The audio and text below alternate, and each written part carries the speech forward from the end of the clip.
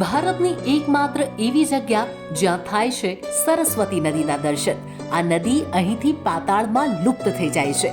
એક એવી ધરતી જ્યાં મહાભારતની કથા આજે પણ છે જીવિત, જ્યાં પાંડવોના ચરણોની ધૂળ છે, જ્યાં ભગવાન વિષ્ણુએ લીધો છે અવતાર. ઉત્તરાખંડમાં બદ્રીનાથથી માત્ર 4 કિલોમીટર દૂર આવેલા માના ગામમાં આ જગ્યા આવેલી છે, જે મહાભારતનું પણ સાક્ષી રહ્યું છે. આ એ જ જગ્યા છે જ્યાં સ્વયં ભગવાન ગણેશે મહાભારત લખ્યું હતું, અને આ જ જગ્યાએથી પાંડવોએ સ્વર્ગ માટે પ્રસ્થાન કર્યું હતું.